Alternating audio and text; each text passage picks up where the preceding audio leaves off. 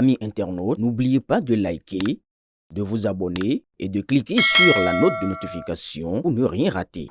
Chers fidèles internautes de BLTV, bonjour et bienvenue sur votre numéro de Derrière les projecteurs. Aujourd'hui, les projecteurs, une fois encore, sont allumés mais ne sont pas braqués sur la scène, mais surtout sur notre invité du jour. Il répond tout simplement au nom de Akutu M. Pierre. Celui-là que vous connaissez sous le pseudonyme de Alvin DJ, le séducteur, l'ambianceur, celui-là qui fait bouger, qui fait danser, qui apporte la joie dans les cœurs. Il a fait ses preuves sur plusieurs scènes. Il n'est plus à présenter. Il est avec nous ce matin. On aura l'occasion, grâce à ce projecteur qui zoome sur son histoire, on découvrira tout sur Alvin DJ. Tout ce que nous ne connaissons pas, il est là, il va répondre et il ira dans tous les détails. Asseyez-vous confortablement, prenez tout votre temps et écoutez tout ce que Alvin a pour nous ce matin. Bonjour Alvin DJ. Bonjour Monsieur Moubarak. Alors, Alvin DJ, merci d'avoir répondu présent à cette invitation. C'est un plaisir pour moi de te recevoir sur ce plateau de Derrière les projecteurs. Alors, Alvin DJ, on va parler un peu de ton métier. Alors, dis-nous, être DJ aujourd'hui, est-ce seulement passer de la musique ou est-ce un véritable art? Merci Monsieur Moubarak, le plaisir est partagé. Passer de la musique, c'est pas totalement ça, c'est tout un art. Et DJ, c'est de l'art. Savoir jouer est différent de savoir faire danser. Sur le plan national, on peut compter le nombre de DJ qui peuvent faire danser et tout. C'est de l'art, c'est purement de l'art. C'est comme la photographie, être artiste, chanteur et tout. C'est de l'art. Alors, Alvin, dis-nous, ça fait combien de temps tu es DJ? Je suis DJ, ça fait 11 ans. 11 ans que tu es DJ. Oui. Alors, avant de virer dans cette carrière, qui était Alvin DJ? Est-ce que tu peux nous parler rapidement et brièvement de ton passé avant d'entrer dans l'arène de l'ambianceur que tu es devenu aujourd'hui en tant que DJ? Alvin DJ, je suis électrotechnicien.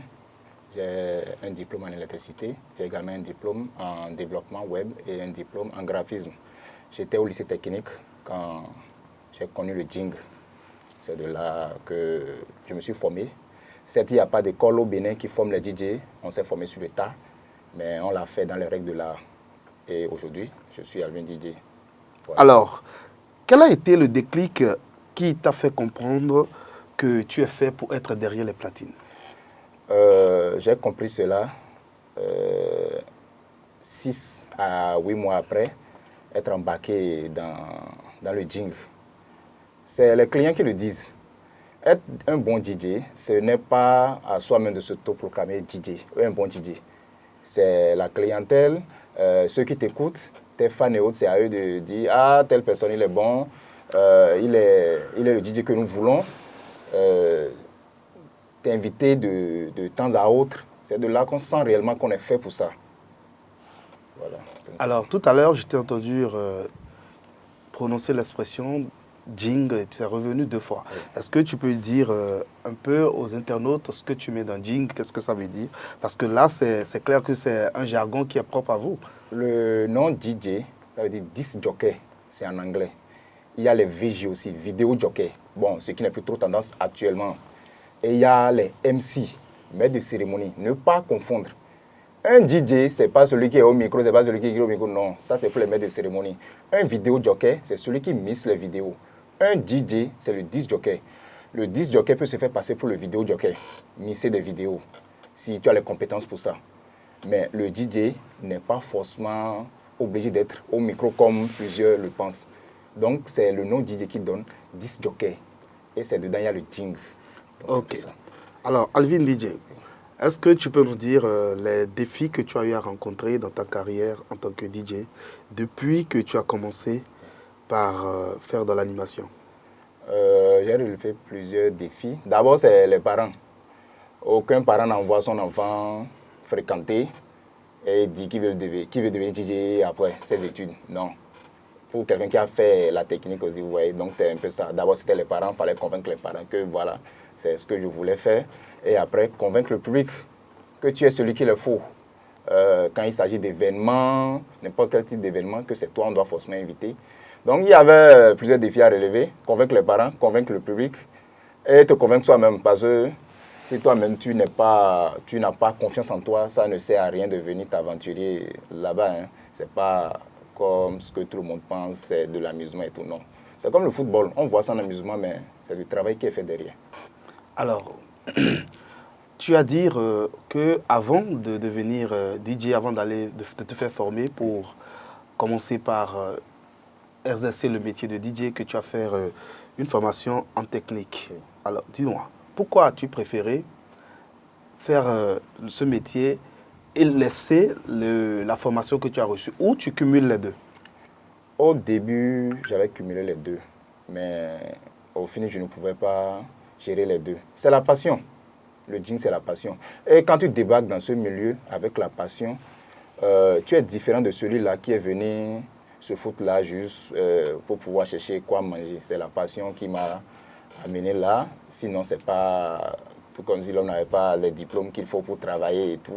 J'ai fait mes preuves, j'ai fait des stages professionnels dans plusieurs structures qui est en lien avec la technique ici. Donc, c'est la passion qui m'a poussé là.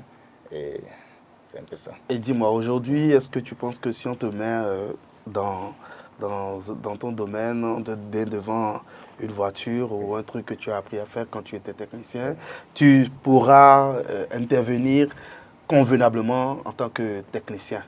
Je ne peux pas intervenir convenablement en tant que technicien parce que j'ai essayé il y a longtemps. Certes, juste aujourd'hui, j'ai des frères qui sont venus après moi, qui me sollicitent sur des dossiers, mais pas forcément intervenir, pas côté pratique, côté théorique. Donc c'est un peu ça. Un truc où tu n'exerces pas forcément, on perd la main. Même le jean, si tu n'exerces pas ça, pour 2-3 mois, c'est sûr que tu vas perdre la main. Ok, Alvin DJ, alors dis-nous un peu, quels sont les problèmes que tu as déjà eu à rencontrer sur tes contrats avec tes partenaires quand tu es sollicité ou bien pour tes prestations de façon générale? Quels sont les problèmes que vous rencontrez souvent en tant que DJ avec vos partenaires? Avec nos partenaires dans les clubs ou sur les événements. Que ce soit dans les clubs, que ce soit sur les événements, de façon générale, les difficultés qui reviennent, les situations que vous rencontrez de temps en temps. Bon, c'est un peu compliqué. Le DJ n'a pas un contrat, un bon uniforme comme un prestataire dans une société où il doit forcément, où il doit aller à la banque prendre son salaire à la fin du mois. Donc du coup, c'est le promoteur du coin qui doit t'appeler forcément à la fin du mois pour te payer ton salaire. Parfois, on rencontre souvent le problème de mévente. Le promoteur te dit que le mois n'a pas été un mois à succès, donc il faut le comprendre. Il va te payer une partie. Mais il y a d'autres promoteurs, eux, ils payent. Mévente ou pas, ils vont te payer, truc là, ton salaire, ce sur quoi vous êtes entendu. Maintenant, côté promoteur d'événements, il y a ce problème aussi où parfois on dit que l'événement n'a pas donné. C'est pourquoi DJ, artistes, nous exigeons prendre 50 à 75% de notre cachet avant de débarquer sur un événement. Ou tu sais que même si l'événement ne donne pas ou la pluie vient foutre la main dans l'événement et autres, tu as déjà pris. l'assurance Voilà, d'avoir ton argent en donc c'est un poche. peu ça. Parfois, nous faisons des contrats aussi. À la fin, je prends 50, à la fin, je prends le reste. Ok. Et si tu as un contrat en main, tu peux porter plainte au cas où on ne te paye pas le reste de trucs là, de ton cachet et tout. Donc c'est un peu ça. Alors, dis-nous, Alvin, généralement, pourquoi quand vous êtes face à ces problèmes, ou dites-moi, quel est le type de contrat que les DJ font généralement avec les promoteurs de bar? Ce sont des contrats verbaux ou bien... Ouais, très souvent, c'est des contrats verbaux. Pour le connaître, très souvent, c'est des contrats verbaux. Mais de nos jours, le truc est en train de changer, ça change. Il y a déjà des contrats écrits où on signe et tout. Ok, alors Alvin DJ, raconte-nous brièvement, fais-nous un petit résumé de ton parcours en tant que DJ. Comment est-ce que tu es devenu DJ? Oh, mon parcours, j'étais encore au lycée technique quand j'ai connu un tonton de la ville, DJ Claudio, venir à la télé présenter tout ce qui est DJ et parler de ses 10 ans de carrière. Il a joué en direct. Les téléspectateurs ont appelé d'un peu partout du Mali, du Gabon pour le féliciter. Ah, c'est du bon boulot qu'il fait. C'est de là que la passion est née. Donc, je me suis rapproché de lui pour me faire former, mais je n'ai pas pu rentrer en contact avec lui. Après, je suis tombé sur son petit frère, qui est DJ Volkov, lui qui m'a formé. C'est de là que moi j'ai commencé par travailler. Au début, c'était les bars, après les clubs. Parce que dans notre domaine, c'est en fonction de tes compétences qu'on te branche sur les événements ou dans le coin où tu dois travailler. Donc, petitement, l'homme a commencé par graver les échelons de bar, en VIP, après boîte de nuit. Après, il a raccroché depuis 5 ans. Je suis devenu DJ en freelance. Je suis sur les événements un peu partout, parfois même en dehors du pays. Donc, c'est un peu ça. Ok. Alors, parlons de Alvin DJ. Oui. Alvin DJ, il est marié, il est célibataire, il est père d'enfants, il est célibataire sans enfants ou avec enfants. Alvin DJ, je suis marié avec un enfant, Une fille ou un garçon? une fille, Elle s'appelle comment? Maëline. Alors, qu'est-ce que tu as dit très rapidement à Maëline avant qu'on ne continue? Maëline, papa t'aime beaucoup. Salut Maëline, toute l'équipe de BLTV t'envoie un gros bisou. Alors Alvin DJ, quels sont les obstacles, les difficultés que tu rencontres avec ta famille à cause de ton boulot, ou il n'y en a jamais? Non, difficulté avec ma famille, côté boulot, non, jamais. La famille même sait que c'est ce que je fais pour les nourrir. Ça Il y a n'a pas de problème. été facile pour la mère de Maëline à accepter que des fois tu sois absent, que tu ne sois pas à ses côtés la nuit, parce que généralement, les DJ, vous êtes tout le temps dans la nuit en train de travailler. Non, pas de problème. D'abord, moi, à mon niveau, moi j'ai grandi avec la maman de Maëline. On se connaît depuis fort longtemps. Donc on a appris à beaucoup se connaître. Et Vous avez fait combien de temps ensemble? 11 ans, 12 ans. Waouh, Oui, 11 ans, 12 ans. On s'est 11 connus ans, sur les 12 bancs. ans de relation. Oui. Ok. Donc, quand je dois m'engager officiellement avec elle, j'ai décidé de raccrocher dans les clubs et autres et devenir DJ en freelance. Passer plus de temps avec ma famille, l'éducation de mes enfants, prendre soin de ma famille et tout. Donc, Si je comprends bien, ta femme fait partie des raisons pour lesquelles tu as décidé de quitter un peu la nuit pour aller en freelance désormais dans tes activités. et il y a plusieurs raisons. Quand l'on travaille, il faut chercher à évoluer. On ne travaille pas pour devenir mouton, on travaille pour acheter mouton. Donc il faut chercher à évoluer. Donc après avoir fait les bars, j'ai rapproché, je suis venu en freelance. Il y a plusieurs raisons. En freelance, un DJ en freelance qui a des contrats est mieux payé qu'un DJ en club. Donc là déjà, c'est déjà des avantages. Secondo, tu as plus de temps pour vaquer à d'autres occupations parce que le métier de DJ, ce n'est pas le truc là, mon seule activité. De l'autre côté, moi, c'est prendre soin de ma famille qui était essentiel aussi pour moi. Chacun a ses raisons. Chacun a ses raisons. Donc, pour moi, devenir DJ en freelance, c'est faire un pas. C'est comme si j'ai grandi dans le métier. Donc, c'est tout ça. Ok. Et à part ce métier de DJ, qu'est-ce que tu fais d'autre dans la vie? À part ce métier de DJ, je suis commerçant. J'ai une boutique où on vend les chaussures, tout ce qui est bijouterie pour hommes et femmes, parfums et autres. Ok. Donc, tu es aussi commerçant, tu fais de la vente d'un peu de tout. Ok. Alors, Alvin, quels sont les projets à venir de Alvin en tant que DJ? Les projets à venir, c'est que j'aille animer peut-être un jour au Stade de France ou aller aux États-Unis. Dire que c'est l'Alvin DJ de Paraco qui anime partout dans le monde. Donc c'est un peu ça. Je veux toujours grandir dans ce métier-là. Ça n'a jamais changé. Même s'il y a des activités à côté, je veux toujours dans ce métier. Ok, Alvin DJ. Alors, est-ce que tu peux nous dire les moments forts de ta carrière en tant que DJ? Moments forts, il y a plusieurs moments forts. Déjà, quelques-uns, donne-nous rapidement quelques-uns. J'ai déjà partagé la scène avec tout ce qu'il y a comme artiste béninois. Tendance au rétro, hein. Même Papa Sabo en Danalou. Donc, les temps forts, j'ai eu assez de temps forts. J'ai eu assez de temps forts. Je me rappelle avec Tata Zenab, j'ai animé Au final, elle m'a donné 2 billets de 10 000. Elle m'a beaucoup félicité. Elle a beaucoup apprécié ta prestation. Les autres artistes, ils disent le DJ, tu es bon, merci pour le boulot et tout. Mais elle a sorti 2 billets de 10 000 de sa poche. Et quand ces grandes stars te disent DJ, tu es bon, comment est-ce que tu te sens? Quel est ce sentiment qui t'anime à l'instant même? Tu es fier de toi-même, très fier. Parfois même, c'est pas pour de l'argent, hein, mais tu es fier. Tu sens que tu as fait du bon boulot. Et ça te motive, oui, ça te motive à donner encore ça te motive plus à donner plus que ce que tu donnes déjà. Ok. Alors, dis-moi, est-ce que tu penses que le métier de DJ aujourd'hui au Bénin est bien apprécié? Oh oui, il faut reconnaître que ça change. Les mentalités sont en train de changer.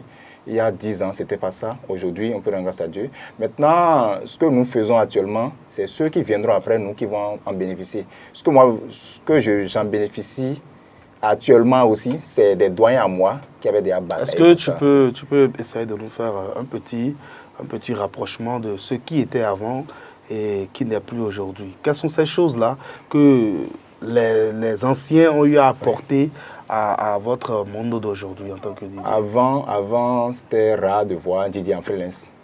Quand on parle de DJ, c'est que soit il est dans un bar, dans un VIP ou en club, ou il est truc là sur les événements qu'on appelle communément Agor.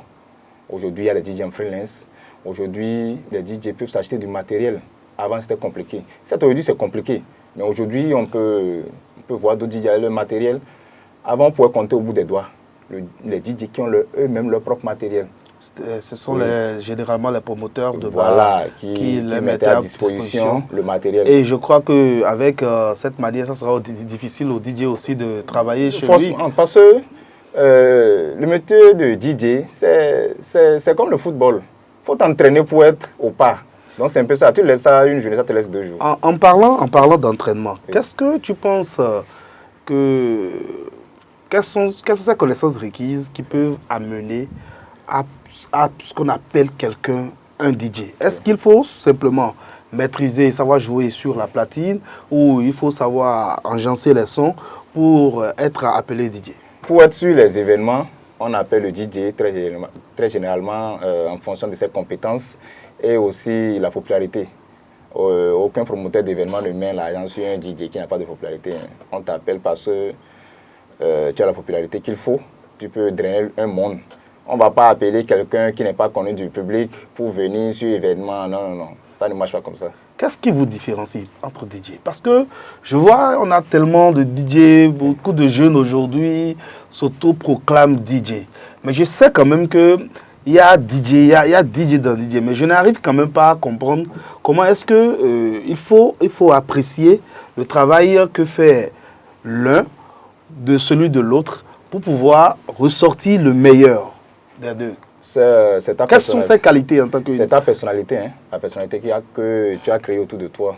Parfois même, tu joues, le client ne te voit pas, mais le client sait que c'est tel DJ qui est en train de jouer. C'est ta personnalité. Et comment ça se fait? Comment ça se fait? Non, c'est dans la manière de jouer. C'est dans la manière de jouer, c'est le travail que tu fais. C'est un peu ça. Donc, il faut retenir qu'un DJ, ce n'est pas celui-là qui... À chaque fois, il se lève, il va dans son bar, il allume son ordinateur. Et il faut travailler, même quand il n'est pas au boulot, il faut avoir du temps pour faire des exercices afin d'améliorer. Ceux qui veulent rester dans le temps savent qu'ils doivent travailler, ils doivent s'entraîner. Au jour le jour, ils doivent s'entraîner chez eux. Ils ont des studios à la maison pour s'entraîner. Ok, d'accord. Alors, très rapidement, qu'est-ce que tu as à nous dire comme mot de fin? Nous allons